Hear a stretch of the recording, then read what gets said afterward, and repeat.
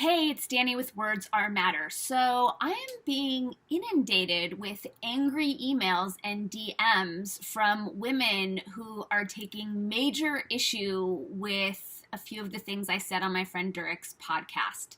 In this instance, I didn't see it coming, and I'm shocked at the amount and at the largesse. And Durek has been having the same issue to the point where I am now the the only episode on his podcast that has a disclaimer. So who's pissed at me now? Great question. Women are pissed at me. My perspective on this is that when women are walking around the streets exposing a lot of skin, right? Like if their ass cheek is hanging out from beneath their shorts, or they're wearing bare midriffs, or there's a ton of cleavage, that is sexual signaling. That just is sexual signaling.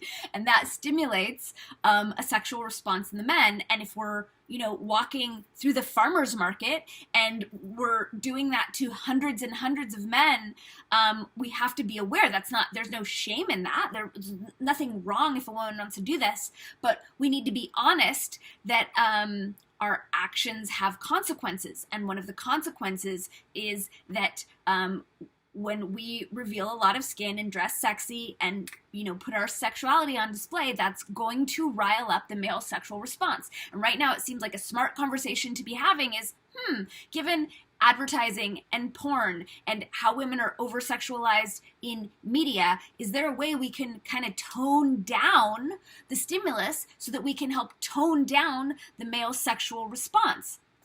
The metaphor that I've used, and that seems to have some women really, really annoyed, is that it's like waving raw meat in front of a tiger and then shaming the tiger for being a tiger. Now, a lot of women are choosing to conflate this metaphor with me condoning rape and saying that women who dress sexy deserve to be raped or are asking for it, which is absurd. I'm not saying anything like that.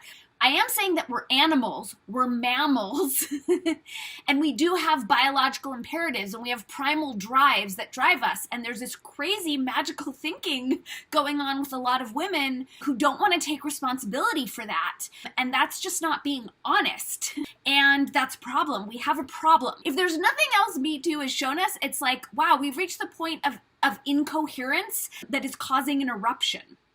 So we need to make a change, and part of that imbalance is that women have become overly sexualized. Now, I'm not lobbying for burqas. I'm saying, can we at least have a conversation about what's happening and be honest about it, and then make choices from there? And what I realize is that I just don't think women get it. I don't think they're educated. I don't know that women actually understand. Young women, I don't know that they've been taught that if you go out showing like all your thigh and half your ass and all your tatas and whatever, that men don't see you. They're not like us. They don't see like a pretty girl and a lot of skin and start fantasizing about like their happily ever after life together. They want to penetrate it. They want to impregnate it.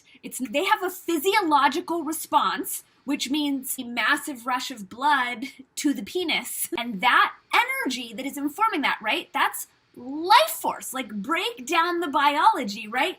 You have this thrusting mechanism out of which, like explosively releases life juice.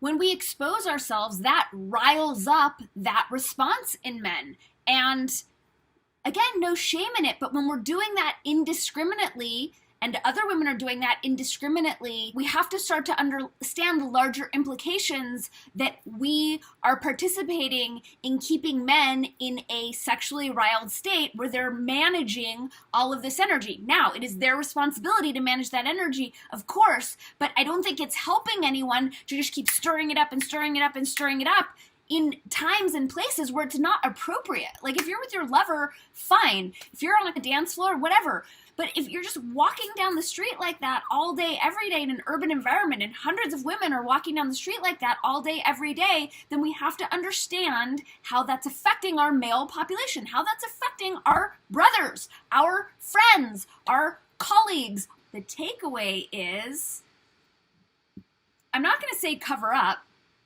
because freedom rocks, do whatever you want to do. How about instead of shaming men and demonizing men and bullying men and telling men they suck, we start taking some of the responsibility and we start exercising some awareness around the consequences of our actions and our adornment choices. Thanks for paying attention. Remember, every word matters. Your omniscopic amazingness. Have a rockin' day.